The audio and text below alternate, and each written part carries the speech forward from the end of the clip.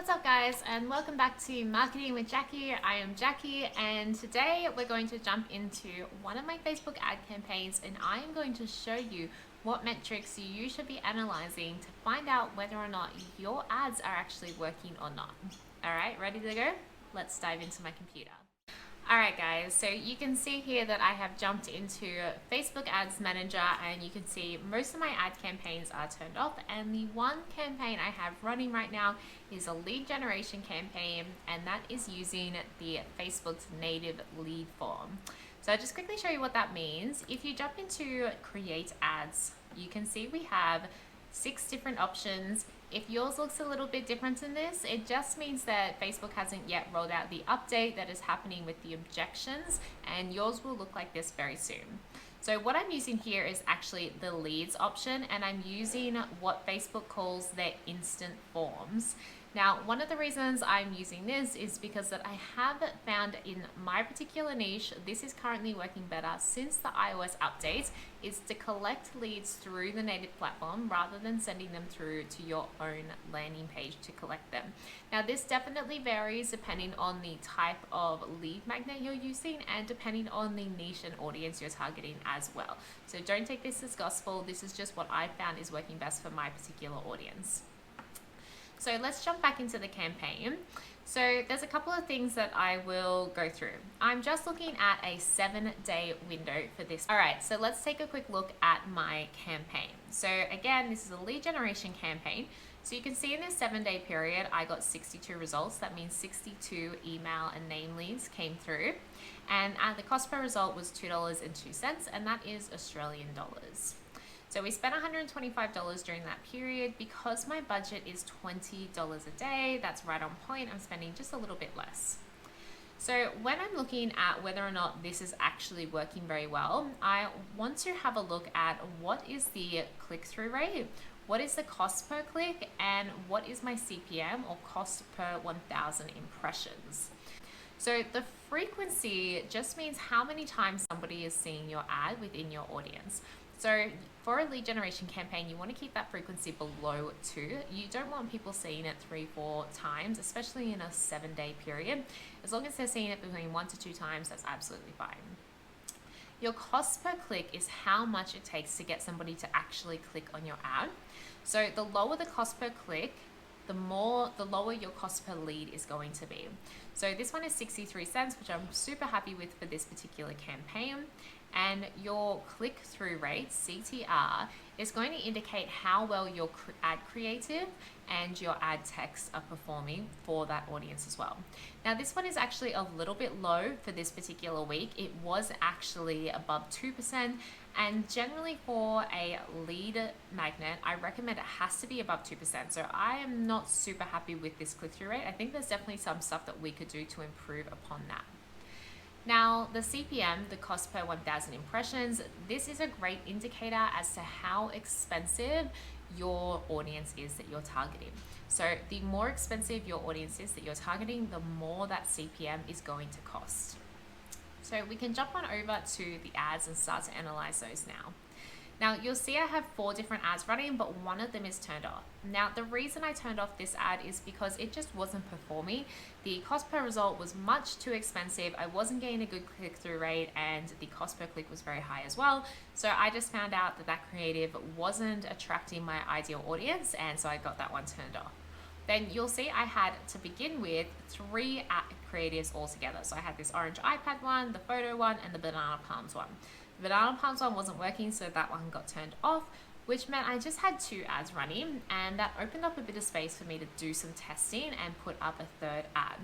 So what I did is I found my best performing ad, the orange iPad ad, and I duplicated that ad and edited the call to action, or the hook, at the beginning. So let's jump in and take a look at this one.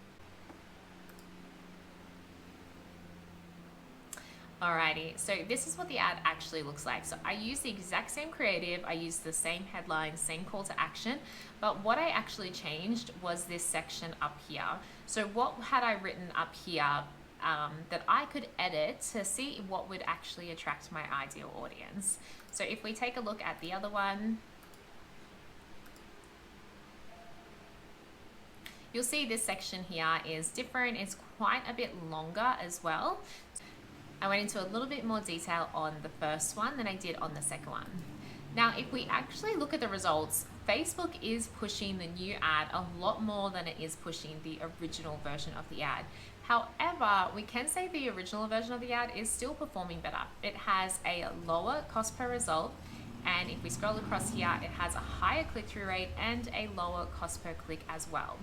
So the reason that Facebook has decided to push this new one is to see that if it gets more reach and more impressions, will its results actually improve?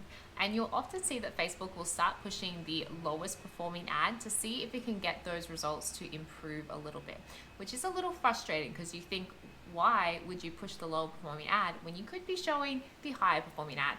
Why are you wasting my money, Facebook? They're actually not trying to waste your money at all. They're just trying to see if they can improve the performance of your ads.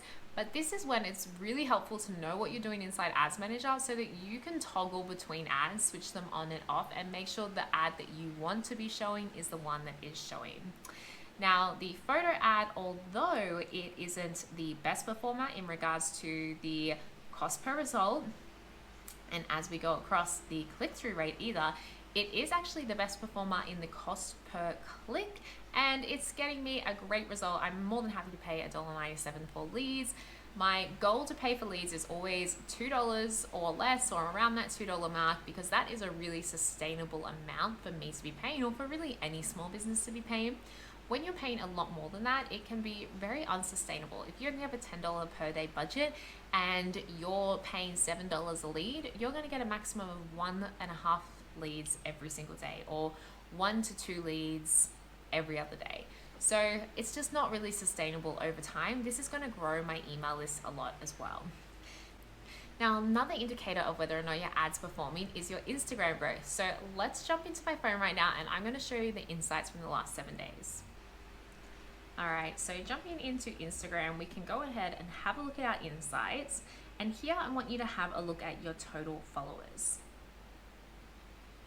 So you can see I've got the last 7 days open, and you can see overall I've gained 26 new followers. I've had 0 unfollows, which is fantastic.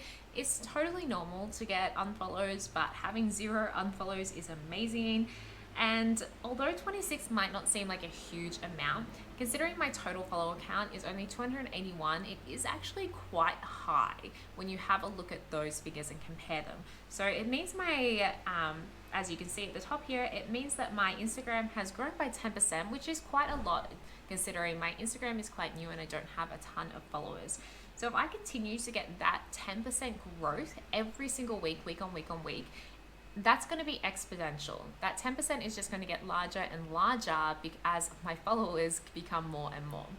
Now, another really important thing to note right now is that this is the last 7 days. I did not post in the last 7 days, and I didn't post any stories either. So I was completely inactive on Instagram over the last 7 days. If we jump back into my feed, you can see my last post was on the 19th of January. So even without posting, even without going on stories at all, I've still managed to grow my followers by 10%. And that is one of the ways that I can indicate that my Facebook ads are actually working, because people are coming through, they're signing up to my mailing list, and they're also coming and following me on Instagram so they can connect with me in other ways. Now, I in no way condone not posting and not showing up on stories on your Instagram. It was just a bad week for me. I didn't feel like it. I had other things that I was prioritizing, but that's really not a good thing to do. Your Instagram content is really powerful at connecting with your audience. And if you're paying for ads and you're paying for people to come check out your profile and then they follow you, the more you can connect with them, the more likely they are to actually become a paying customer. So please do not do that. Do not post and do not go on stories for 7 days. I definitely recommend actually being very active on social media, posting a couple times a week, going on stories every day as much as you possibly can is actually going to help with your performance, with your business growth, and with your ad performance as well. Alright guys, that is all for today. I just wanted to give you a really quick rundown of what to look at when you are running your first lead generation campaign.